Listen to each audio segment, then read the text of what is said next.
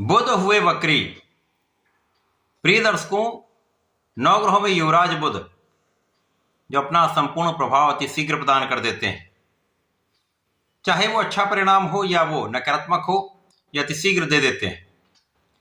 इसी प्रकार से इस जगत के समस्त कार्य क्षेत्रों में अपना संपूर्ण प्रभाव भी रखते हैं, क्योंकि वाणी के कारक बुध हैं, बुद्धि के कारक बुध हैं, गणनाओं के कारक बुध हैं, गणित के कारक बुध हैं, व्यापार के कारक बुध हैं। इस प्रकार से बुध के बिना कोई कार्यक्षेत्र संभव ही नहीं। अत्यंत महत्वपूर्ण ग्रह युवराज बुध फरवरी माह में 26 फरवरी को वर्तमान कुंभ राशि में जहां पर ये गोचर कर रहे हैं, वक्री अवस्था में आ जाएंगे। प्रिय दर्शकों, ज्योतिष में वक्री ग्रह को बलवान माना गया है। इस प्रकार से बुध का ये जो गोचर काल है वो विशिष्ट प्रभाव देने वाला होगा, क्योंकि ये संवेदनशील ग्रह हैं।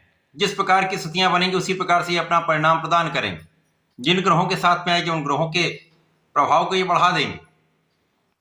मित्र की राशि में इनका गोचर चल रहा है, जिसके कारण कुछ विशेष प्रभाव प्राप्त होगा, तथा इस वक्री काल में सूर्य के साथ शुक्र के साथ इनका योग भी बन रहा है, जिसके कारण कुछ महत्वपूर्ण परिवर्तन होंगे, सकारात्मकता आएगी तथा कुछ विशिष्ट परिणामों की प्राप्ति भी होगी। जय श्री गणेश। नमस्कार, मैं आचार्य संजय द्विवेदी। मेरे समस्त प्रबुद्ध दर्शकों का मेरे चैनल पे हार्दिक स्वागत है। प्रिय दर्शकों, आज मैं मेष राशि के लिए बुध के इस वक्री काल में होने वाले परिवर्तनों का, उससे मिलने वाले लाभ का, अथवा कहीं पर कोई अवरोध या समस्या आ सकती है तो उसका क्या निराकरण है, संपूर्ण विश्लेषण मैं पूर्ण तर्क के साथ करने जा रहा हूं। प्रिय दर्शकों, इस राशिफल को आप अपने लग्न तथा राशि दोनों के अनुसार देख सकते हैं। मेष राशि मंगल की राशि। मंगल और बुध का मित्रवत भाव नहीं है, परंतु वर्तमान समय में तात्कालिक मैत्री का भाव बन रहा है, जिसके कारण ये एक अच्छी स्थिति प्राप्त हो रही। और इस वक्री काल में मंगल के साथ भी इनका योग बनेगा, जिसके कारण कुछ विशिष्ट परिणामों की प्राप्ति अवश्य हो। अब मेष राशि के लिए यदि हम अवलोकन करें तो बुध आपके पराक्रमेश तथा षष्ठेश हैं।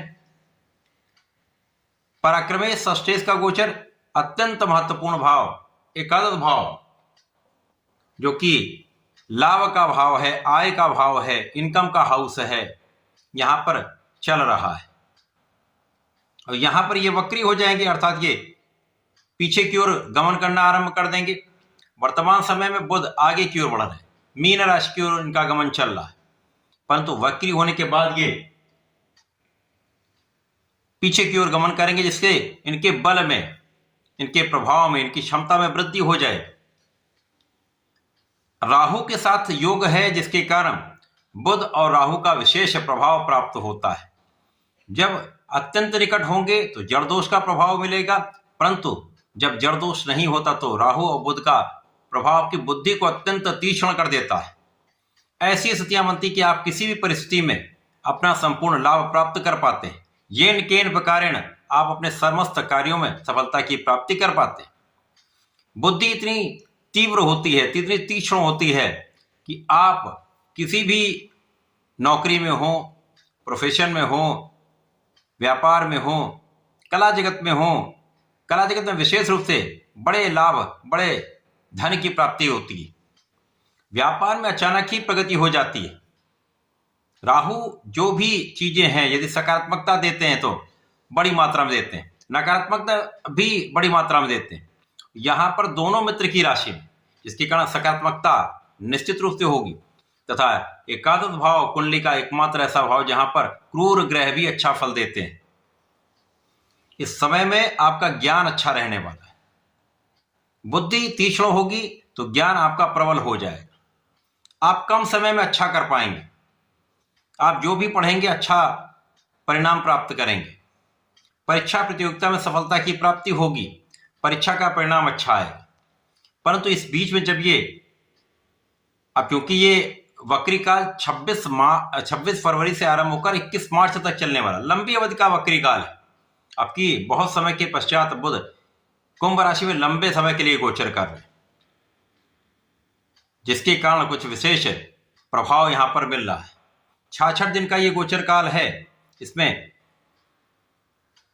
26 फरवरी से 21 मार्च का समय वक्री काल का है। इस बीच में ये राहु से अत्यधिक निकट होंगे। जब ये बहुत निकट होंगे तब बुद्धि जड़ हो जाती है। उस समय में आपको समझ में नहीं आता कि क्या करना है क्या नहीं करना, तो सही निर्णय नहीं हो पाते हैं। और यदि जल्दीबाजी में निर्णय लिए गए तो उससे कहीं ना कहीं हानि की संभावना भी होती है। बाकी का जो समय है, राहु का प्रभाव आपके परिश्रम को बढ़ाएगा। बुध इस परिश्रम के भाव के स्वामी है, तो निश्चित रूप से यहां पर आप महापराक्रमी रहने वाले। ऐसी स्थितियां बनेंगी कि जब आप अपने पराक्रम से सर्वश्रेष्ठ लाभ की प्राप्ति करने वाले। यहां पर भाई बहनों का भी सहयोग मिलता है। यहां पर अच्छे मित्रों का भी साथ आपको प्राप्त होता है, और मित्र भी ऐसे होते हैं जो आपके काम आते हैं। इस प्रकार से इस समय में आपका विवेक जागृत रहेगा। केवल यहां पर जल्दीबाजी किसी काम में नहीं करनी है, सोच विचार कर कार्य करना है। विवेकशील आपको बने रहना है, चाहे पढ़ाई का भाव हो, चाहे नौकरी का भाव हो, या आपके प्रोफेशन का या आपके व्यापार का।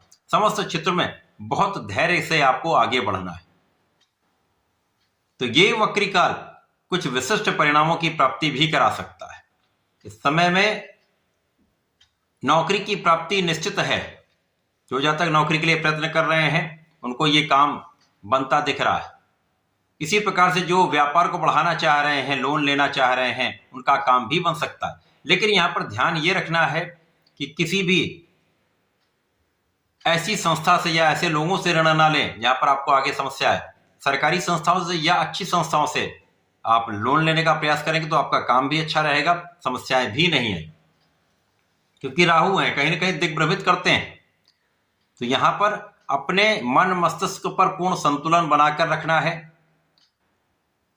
पूर्ण रूप से बुद्धि बल का उपयोग करते हुए अपने कार्यक्षेत्र में आपको आगे बढ़ना है। यदि इस समय में आप जागृत रहते हैं, इस समय आप एनालिसिस करते रहते हैं, सिचुएशन का ध्यान रखकर कोई कार्य करते हैं, तो समस्याएं नहीं आएंगी। परंतु इस समय में कुछ अवरोध अवश्य आ सकते हैं। आज का काम कुछ दिन पश्चात हो सकता है, अर्थात यहाँ पर कुछ देरी हो सकती है। इसी प्रकार से मौसम के कुछ रोग हो सकते हैं जिनसे आपको सतर्क भी रहना चाहिए, ध्यान भी रखना चाहिए। यहां पर किसी प्रकार के विवाद में ना पड़े, क्योंकि जब जड़ दोष बनेगा तो वाणी भी दूषित होगी, और वाणी दूषित होती है तो उससे कहीं ना कहीं विवाद की संभावना भी होती है। उससे बचेंगे तो समस्याएं कम होंगी।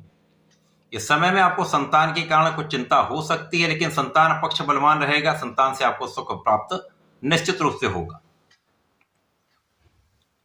ये जो समय है यहां पर आपका ज्ञान भी अच्छा होगा।